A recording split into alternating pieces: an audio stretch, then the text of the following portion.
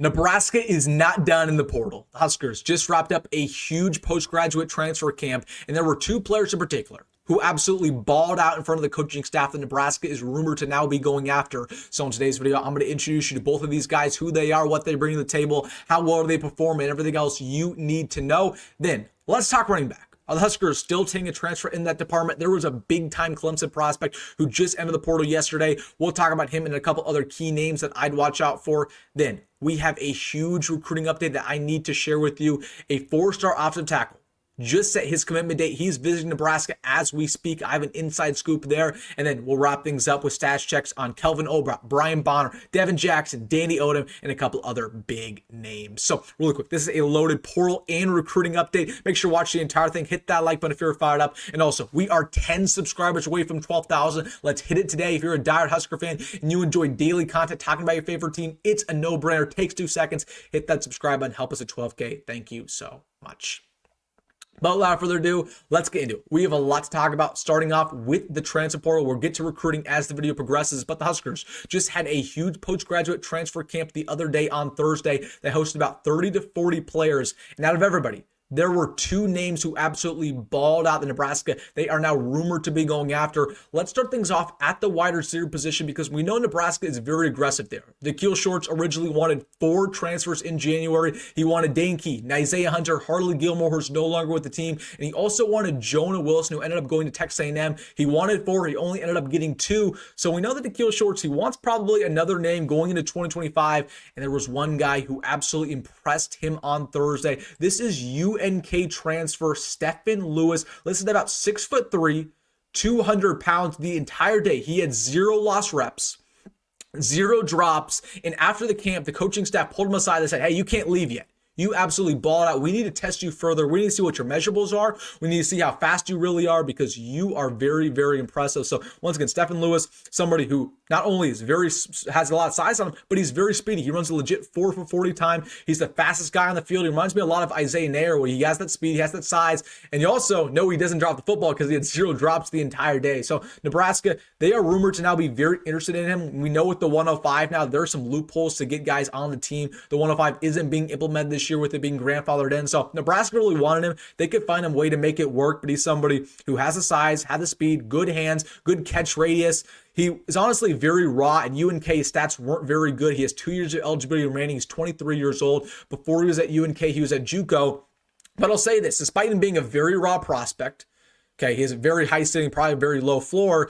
The thing about him is if he already broke out, if he wasn't raw, he would already be going to a very good school. So Nebraska, they could be getting a hidden gem here if they do end up adding him to the roster. Again, worst case scenario, he never plays it down. Best case scenario, he might be, a contributor. We will see on this name, but Stephen Lewis, somebody who really, really impressed the coaching staff, so much so that they said, hey, we need to evaluate you further because you're a big-time guy coming out of UNK. So just watch out for the name. 2 years of eligibility left, 23 years old. But, we'll take a guy who's 6'3", runs a 4.4 every single day of the week. So just watch out for that one. Then the other guy who really balled out at this transfer camp is Nathan Bowdry. What's interesting about him, he's basically David Hoofkin 2.0. He's a defensive lineman, 6'5", 260 pounds. Watch this clip. He just absolutely outruns a running back like DK Metcalf to make the tackle. So he's an athletic freak. He's coming out of France. So he's only been playing football for a couple of years. He was at Garden City Community College last year and just, he wreaked havoc. He was so good. He has 4 years left. And we saw that at the camp on Thursday. He was making play after play, showing off those,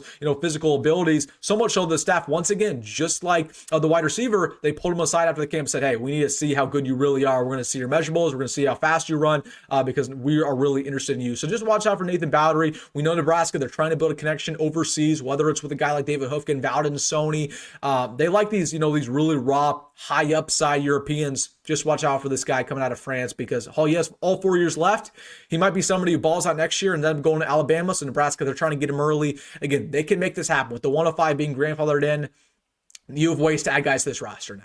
So he's somebody who wouldn't cost any NIL either. So just watch out for the name. Nebraska was involved there. Now, will Nebraska add either of them? It remains to be seen, but Nebraska, those are the two guys who really impressed them the most at this transfer camp. And it should be noted, last year, we had 2 guys who went to the transfer camp. We had Mekhi Nelson and we had Jalyn Gramstad. We added both of them. So these are the 2 who really impressed this year. If they added 2 last year, they might add 2 this year, and these are the guys who they would add in that case. Then let's talk running back, because I've received a lot of questions, particularly over the last 24 hours, about this name that you see on the screen, Marquise Henderson just entered the portal coming out of Clemson. He was a former big-time prospect, had a bunch of really good offers, kind of was it was a top 200 prospect in America, super fast, super speedy. Now he got kicked off the team at Clemson, and for that reason, a lot of Husker fans are like, hey, are we interested in here? We know we have a lot of issues at running back. Now, I'll just be very honest. Nebraska's not going to go after him. He has a lot of off-the-field issues, he has academic issues, but it opens the question to a bigger conversation. What's going on at running back, period? Are we just going to roll with what we already have, or are we actually going to take a running back when it's all said and done? Now, what it looks to be going on is that we're not going to take a running back. I mean, you just look at the portal, it's bad right now. I mean, you pretty much got nobody. There's really no hidden gems remaining. There's no D2 guy, who ran for 1 million yards last year is still available. It just looks like right now Nebraska will run with the guys they already have at that running back position, pun unintended. They had a chance with Jamar Brown. They weren't willing to pay him what he wanted. Not like Jamar Brown's getting paid that much. He was only getting paid, I don't even want to say he was getting paid around $500,000, but they didn't want to pay more than Emmett Johnson. So they had an opportunity to get a running back. They don't value that position very much. You can have your opinions about that. I certainly do. Dana Holgorsen just doesn't value running back. Matt Rule just doesn't value running back. The running backs on this team just aren't being paid really at all. So Nebraska, for what it's worth, they're just probably not going to add a running back anymore, which I think is a huge mistake. I think we're going to sit here in October. We're going to sit here in November. And if Emmett Johnson ever gets hurt, God forbid, we're going to sit here with the worst running back room in Power 5. We're going to say, why did we not do anything? I don't know. But this seems like a pretty big miss by the coaching staff. But it is what it is. But we are not going to be going after Marquise Henderson. Just wanted to make that clear because he has some issues, despite him being a very talented prospect who might be able to compete right away. Then I have some huge recruiting updates for you that I want to share. Klamapuma has set his commitment date. He's visiting Nebraska as we speak. He set it for June 29th. I believe that is next Sunday. He's down to Ohio State, Michigan, Nebraska, Auburn, and Florida. Now, for all intents and purposes, he's down to Nebraska, Auburn, Florida. And even for more intents and purposes, that per inside scoop, at this point in time, it's pretty much Nebraska or Auburn, Florida. They were the favorite about a week ago, but they just added a 4-star offensive lineman. So looks like it's going to be Nebraska or the Tigers. Now, Nebraska, I believe they do have the inside track here with him visiting. He's had a really good time so far. I'll give you the deets, obviously, on Monday when it's all said and done. But things are looking really good for Klamapuma. He met with Pat Stewart yesterday. He met with Matt Rule. And then coincidentally, right after that meeting happened, per source, he posted this commitment date. So Nebraska, things are looking good here. We're doing good with the offensive line recruiting. I feel great about that department. I've told you guys that for months now. The other positions, not really the same way. But Klamapuma, just know it's going to be us or Auburn. Like our chances there, but again, it's not a done deal. I don't want to sit here and say like it's guaranteed it's going to come to Nebraska. I just kind of like our odds. We will see what happens, but I'll give you all the details on Monday. Watch out for that video. So that's Klamapuma. He will be committing next Sunday. The other really big offensive tackle we're going after at this point in time is still Kelvin Obot. Now, I just want to give you a stat check there. What's been going on? Received not a great scoop that right now out of all the 4 schools he's been going after, Nebraska is pretty much dead last.